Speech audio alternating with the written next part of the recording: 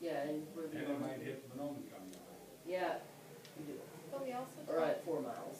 it was also discussed though, that, we could have, I don't remember what the legal term was for it, but The good neighbor. the good neighbor policy, basically, if you're willing to take the risk, you know, as a nitrogen, someone can either build closer than 2 miles for you, or you can go ahead and build closer than that. And the one thing, cause I did bring that up to some of the county people that I did talk to, is that, some of that is getting overturned now because, people can move. And not everybody, you know, if say one of these was put up a mile from my house, and I signed a contract saying that's fine, you know, put it up. And then I wanted to sell my house, if the person moving in is gonna be okay with that. Isn't that a risk you're taking though? You're, you know, you talked to a realtor who put all of our who put the property values within 3 miles, did you say? We're going to plummet of the feedlot. If we're willing to stay and live close to a feedlot, that's a risk we're gonna have to take if it goes up. So let's go with the turkey barn then, just for an idea. Cause we don't wanna single anyone out here. Yeah, we're. So.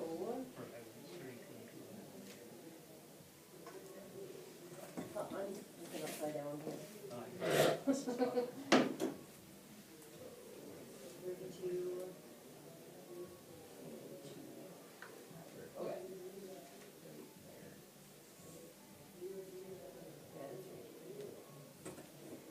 Yeah. So turkey barn is marked, so 2 miles would be right to the edge of Twin Valley from the turkey barn.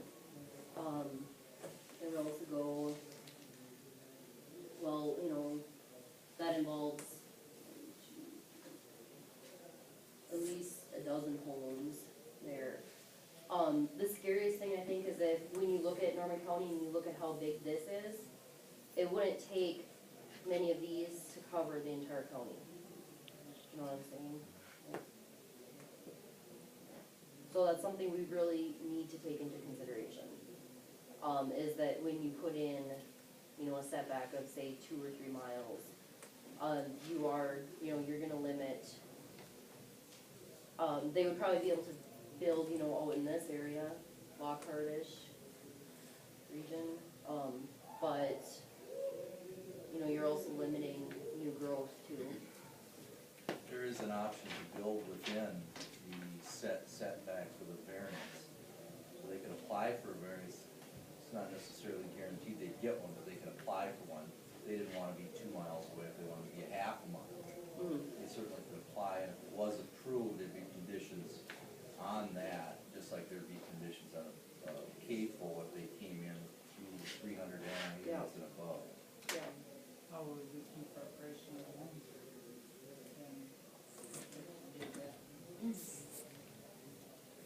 No, you're the one asking for the variance to build within there, I guess. I would hope you don't know that already, but. Our home's already. No, but I mean, if you wanted to build within that 2 mile ring of a cattle feedlot, Yeah. you would hopefully done your research as you applied for that variance, knowing you could have a potential. Well, I just think Decrease in half a value. mile, you know.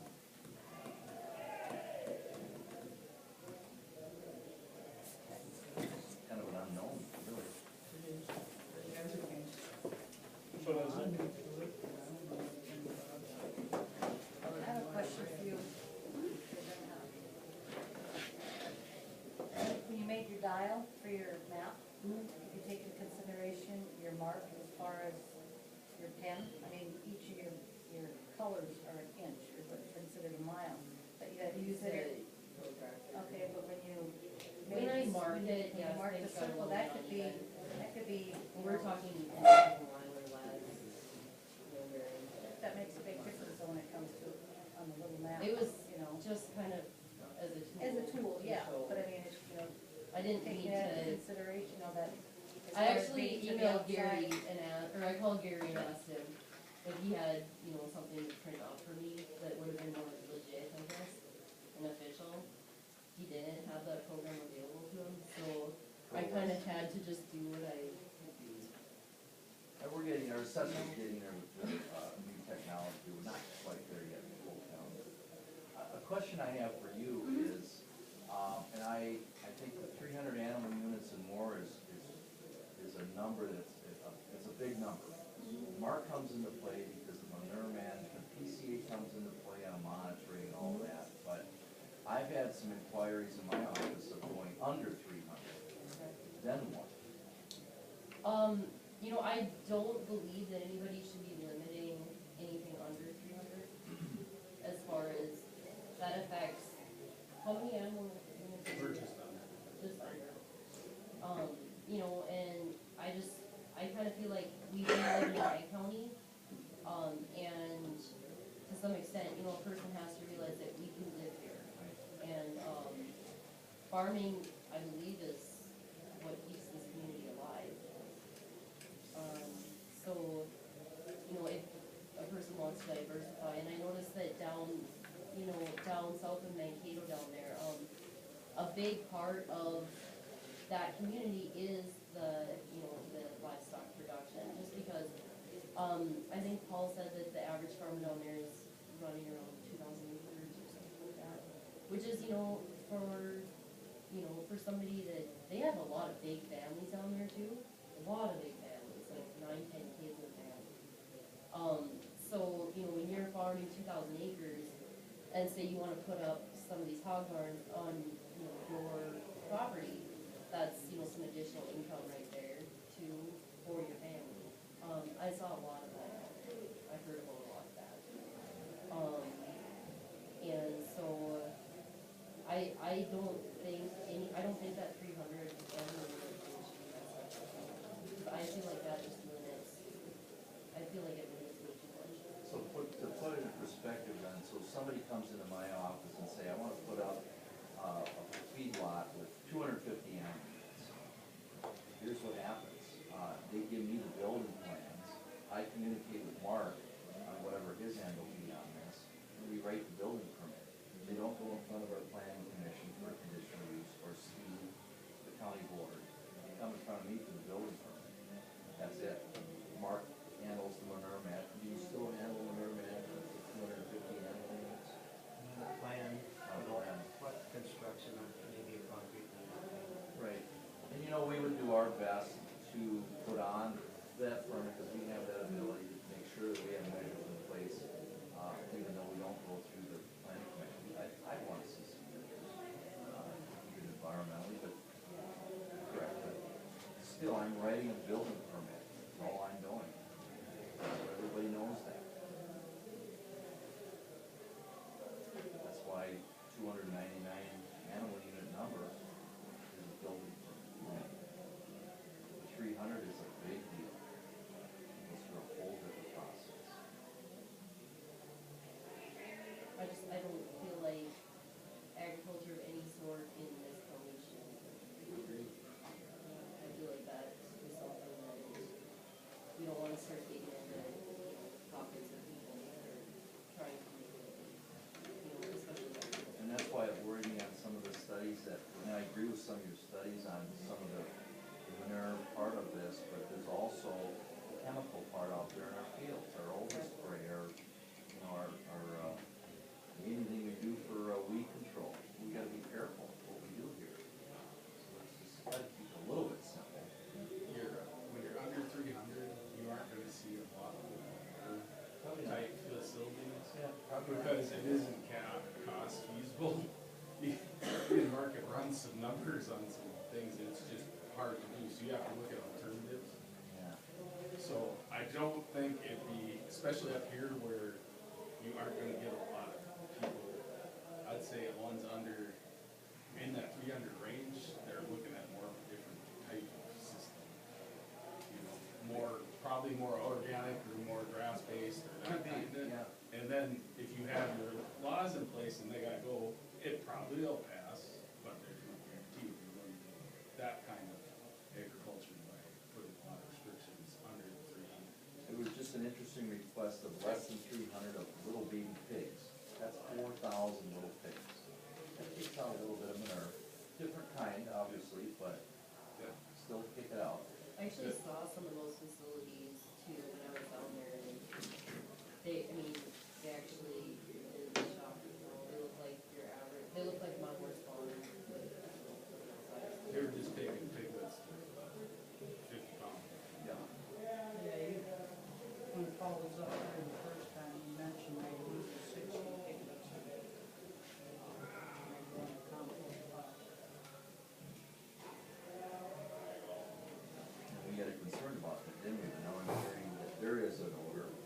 There is an order, and he did say, since the very beginning, I think last summer at some point, I had emailed him and asked him about the possibility of putting, you know, a cover over that or some fencing to make sure that no predators get in there, and that is, he's been completely on board with that. And I would assume that, you know, in that case, we would want to, you know, if that was something that was a major concern, I don't know as far as, you know, cattle go, how that would work, because, you know, you try to limit and say, you know, if you have hogs in a compost heap, what do you do with cattle? How do you, Cow compost. but I mean, how do you fence that off and cover it, that, you know, I cover it, I don't have it fenced off, I don't have a lot of predator problems as long as I keep it covered, cause I'm covering it with old rotten silage and coyotes don't really like digging in the rotten silage. So we got what, more better up there? No? Yeah, but I haven't had any problem with my compost pile, as long as I keep it covered. More? there's probably 20 at least, but I don't know. But, yeah, we had that conversation already. He is well aware of the situation. You don't want them in there to eat. No, he doesn't. No, we can go up there, that's not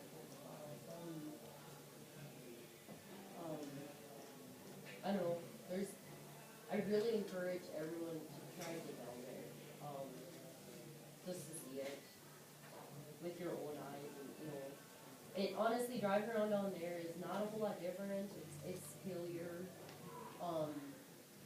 it's a little more open, and there's, you know, I don't know, there's a lot of rivers running down there, and creeks and whatnot, but honestly, driving around, it's like, when you drive around up here, you see machine sheds, that's kinda what it looks like down there, except they've got fans on them and they're hog barns, you know, in people's yards, it isn't scary or anything. I wasn't scared, everybody was pretty nice to me, and even though I've, you know, given Paul a beating myself, and, he was still gracious enough to let me come down and check everything out, and I actually was by the Osakas facility, last summer, and it was 95 degrees that day. Cause I was on my way back from the city, and, I rolled down the windows and drove around it. Well, you can only really go by it on 2 different directions. I didn't smell anything, and then I actually pulled into the approach. And I don't know how far that approach is, or I don't know how far the facility is off the road, but it's quite a bit closer than the ones I was seeing down there. When I pulled in on that approach, I didn't smell anything with all 4 of the windows up there. And actually, you know, I guess, I don't know. that one down there, according to Randy. You remember? I went to school with him, but he said that the Montclair River.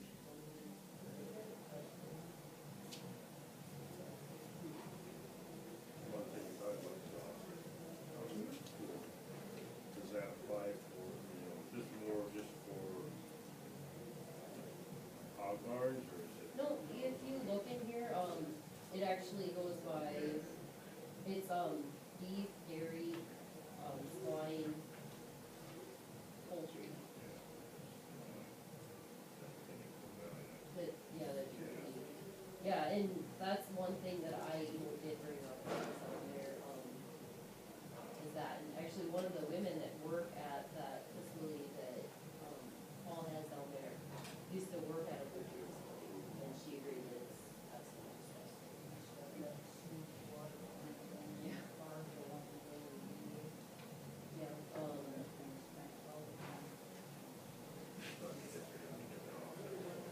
yep, there's absolutely, actually, you know, the hog offsets are actually more strict than the others. As you can see, if you go to that table 2, which is, should be your second page. It actually, you know, goes down the list. And gestation, hog barns are the strict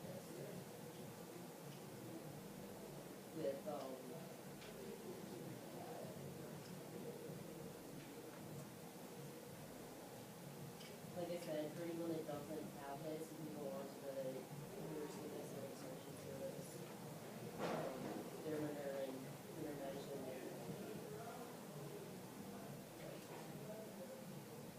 And if anybody, you know, you can play around with it and, put in your own figures and kind of get an idea of where that would put facilities for your employees. I don't think you can argue what they have studied and found to be true. And from what I understand, a lot of counties actually studied it themselves. As examples of it, there was the city of Naples, and they went to the different setbacks to see if they could smell. And, it did ring true. I think that's something that, whether our townships can look at this, or whether the county itself can put something like this in place. You know, actually in Nicollet County, they have this put in place countywide, and then, they have individual townships that have more sensitive features, that have stricter, you know, that have set their own stricter, township ordinances too, so. It's kind of a way to look at it, but, you know, we need to decide, you know, what is important, if it's agriculture, if it's, you know, these other things, if it's, our water, we need to decide, you know, what is important here and who we're gonna affect before we just start going all ordinances. Did you get any information, on this? It seems to be kind of conflicting on house values and if you live in agricultural county versus a lake county. Can you give any feedback? You know, I had actually spoke with a realtor, a local realtor, that had, said that there would be, you know, a decrease in home values. And that's, you know, something that does need to be looked at too. Whether it's gonna be a long-term thing, I don't see down in southern Minnesota, I don't, you know, everybody is so accustomed to it down there, that I don't think it makes that huge of a difference, and it's hard to study that there versus here where we have nothing.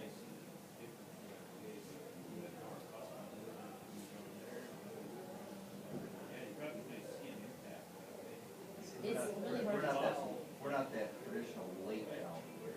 Yeah. But I mean, and we're not in any big facilities, you might see decline in your property value for a while.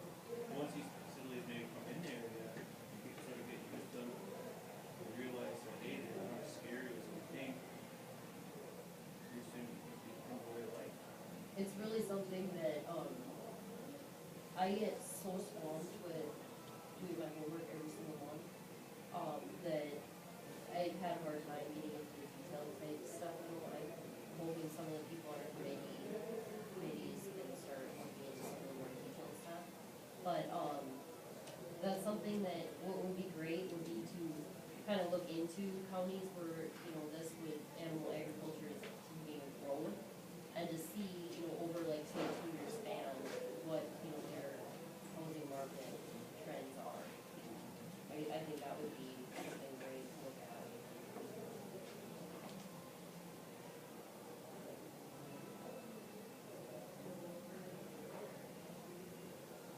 Moving on at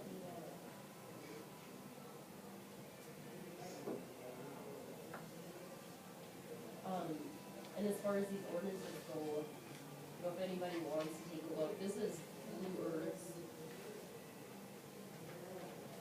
They actually have the, like, this is theirs.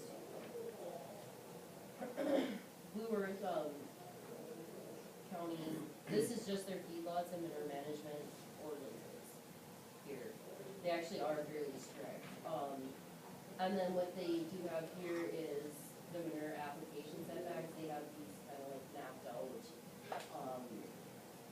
for either, you know, the difference between immediate incorporation and incorporated, or, yeah, without immediate incorporation, and then incorporated $400. So, obviously, when they're putting it over the top of the ground, it's the, cattle,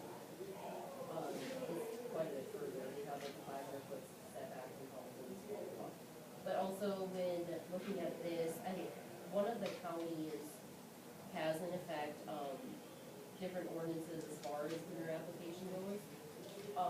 And on top of the, you know, when you're looking at on top of the ground fertilizer that isn't incorporated right away, you have to use it for all spectrum. So that would also mean, you know, you can't just limit it to, okay, I'll take either S or have these guidelines, and then farmers can do something different, or the traditional fertilizer. So that's one thing that, also needs to be thought about, is if you're gonna go and put in ordinances as far as, incorporating and spreading, you need to realize that that's gonna apply to all farmers. You can't just say, okay, if you bought your fertilizer from this company, you have to put in, you know, 500 feet back from the house. If you use pig crap, you have to put it 1,000 feet back. You know, you can't really do that either. So, I mean, there's so many things to look at that I hope, you know, we really need to consider these things before just jumping ahead and drawing up ordinances, because we don't want to affect people who are here right now, any, you know, new business that would come into the area. Everything needs to be looked at realistically and professionally, I think, and, you know, maturity. You know, every ordinance written also requires enforcement. So you better have some people that enforce it, otherwise it's lays dust on the town.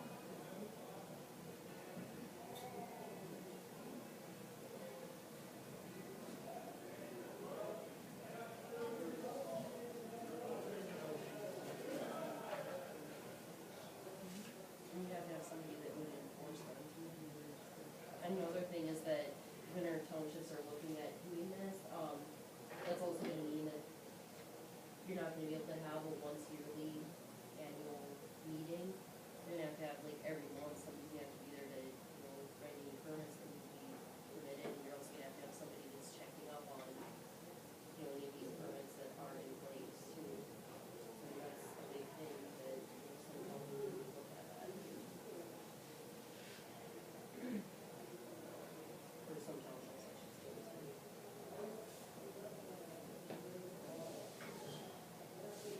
That's a lot of responsibility.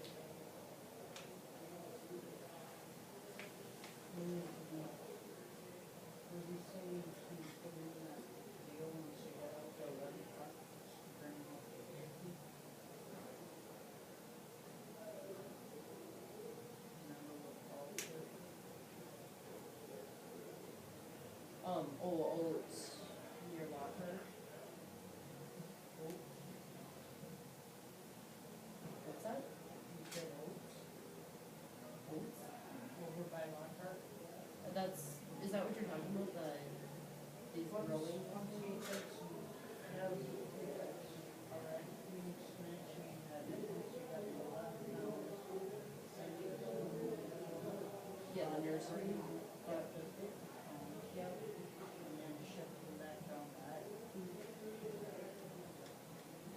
I was wondering where That would be over in Locker. That would be to the west of you. To the west of you. On, right off of that station. And it would be on the other side of the river swamp.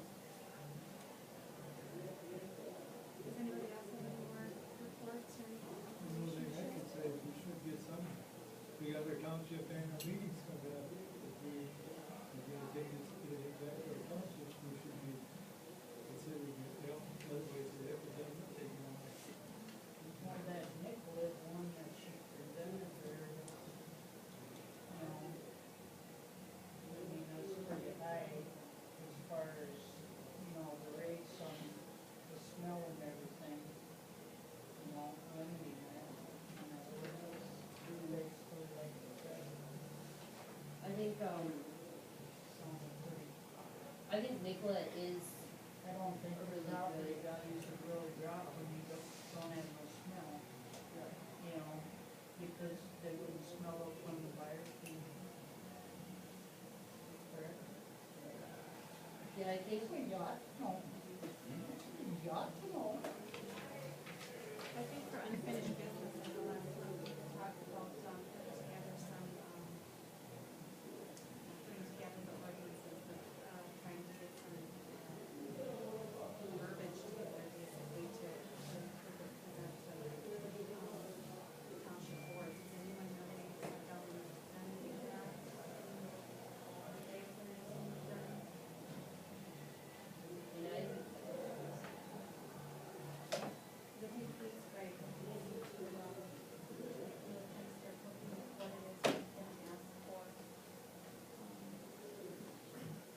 actually do have the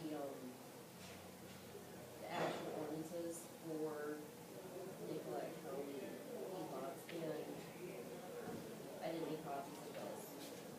However, I could email all of our meeting members.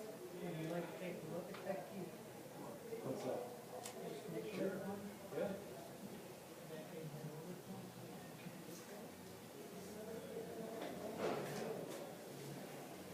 I don't know if now if there's time for a minute, but at this point in time, would be a good time for separate committees to get together to see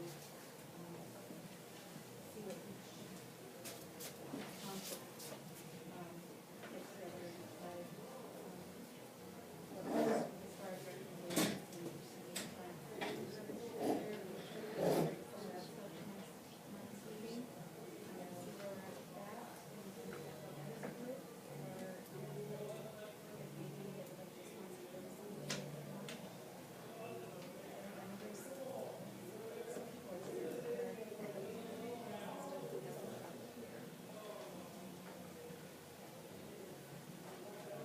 I do know that there is 2 lawsuits down out of the old state facility, the Burley Fund. And that was over, I'm pretty sure them 2 lawsuits are over asthma and children. So, what was that they brought up about that asthma? That was just in small. If you're talking about earlier, when I was talking to Amanda, back in, I don't know if it was November or December, I think, presented something, we had discussed about, people having stomach exposure.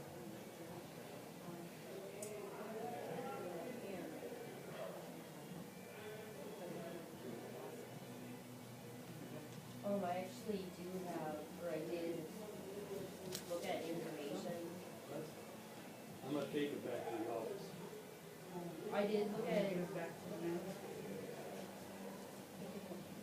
When you make the copy, Make a copy. Amanda, is that all right? You make a copy of it and bring it back to me? I did look at information, where Mr. Fitzsimmons had done air testing through the MPCA, whoever it is that does that testing. And as far as, they had hydrogen sulfide tested, particulate. They did fall at the property line, they were quite a bit lower than what the, standards on with the cutoff is. And by that, I mean like quite a bit lower. And that was done by, a municipal or a government agency. No, I don't remember. I would actually encourage everybody to go look at these, Well, and including the Osakas one, it's along the way. And I think the Osakas facility is only like 10 or 15 minutes off of the, freeway. It's not very far.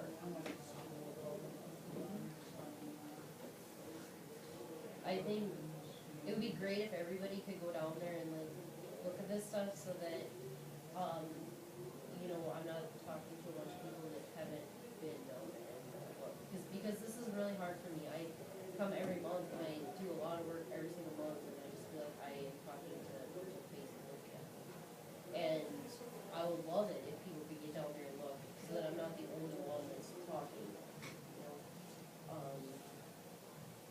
Just because I feel like the more people that go and look, the more different ideas that there's gonna be, and, that's what we need right now, is we need people to be coming with ideas and be able to be working on this in a substantial way. So I really highly encourage people to go down there.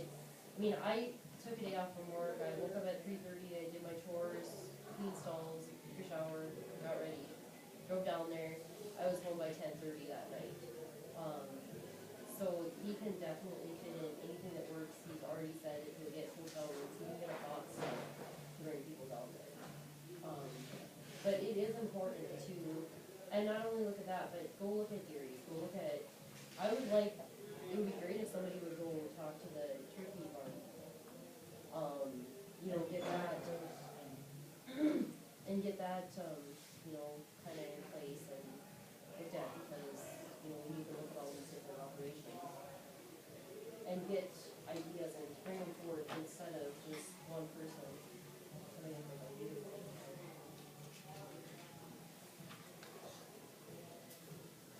Has anybody got any, talking to feedlot officer in Stevens County? That's Morris, and that's one of the faster growing capital counties, cause fairs are the largest dairy producers in the state of Minnesota. But they aren't in dairy, they're in beef and swine, and that's, with the city of Morris in that county, I'd be just interested in what they put in place, cause they're growing pretty fast in the geography wise. Stevens. It'd be more similar to up here with a little, you know, there's been livestock there for a long time, but it'd be a little more open in some ways. So, be a little closer. I can do that. I don't think I have anything from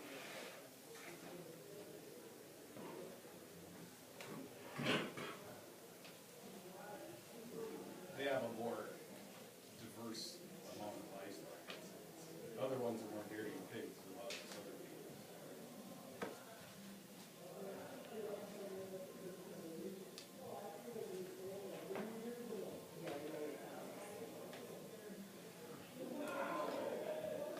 I know a lot of them are movers.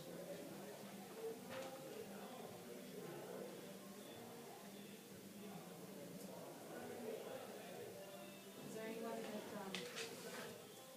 anyone can think of we should get up here to, ask questions to? The one that I'm thinking of is, Road, maybe, with, soil water. One of the supervisors of the, soil water district. Who might be able to answer some questions, and some of the questions that come up that I've been asked about are, our aquifer, and what it,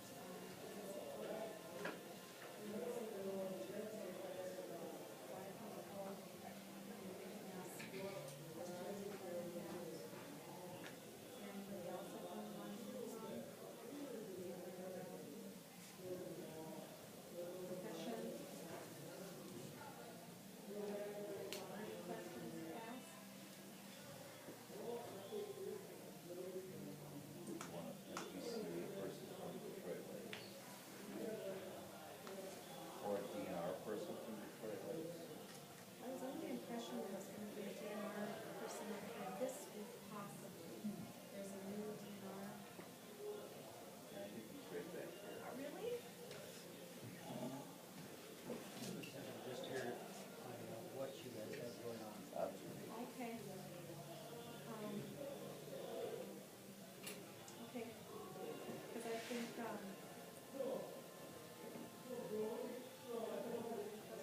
far as processes are concerned, I think that that's kind of what, when we've had speakers come up here prior, one of the things we do is just ask questions about processes and how some of the things are given. And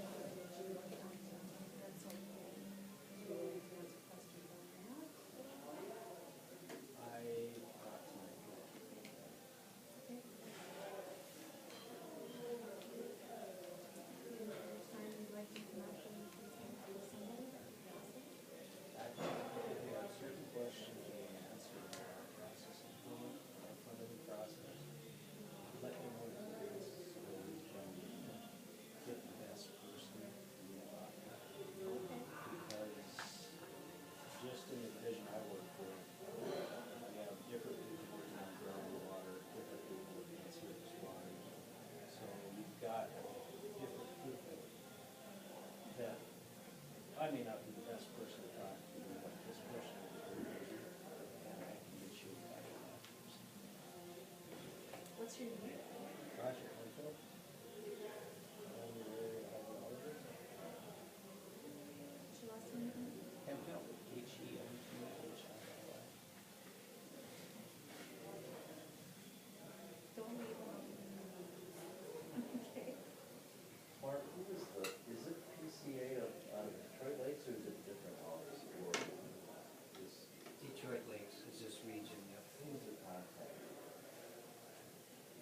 Could be two people. Molly Costin is more in charge of this county. Scott Schrader is taking a lot of the responsibility from her though. I would think that's a person you'd want here. They've mentioned it before. I think you've asked them sometimes. Somebody has here. I'm not sure though. Yeah, anybody from Bowser. Watershed. Yeah, you can ask, I Yeah, guess, you know. the invite. I don't know how much they could contribute, but maybe answer some questions that somebody would wonder about. And of course, the watershed, and Kevin Lucas. Kevin been here? Kevin Root from the, he'd be good. Administrator. I'll see if maybe we can get somebody else to come over here. I just feel like,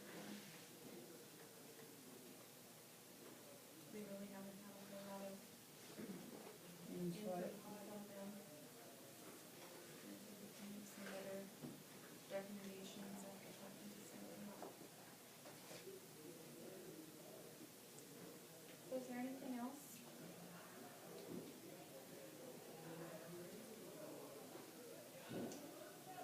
Next time we're gonna try and bring some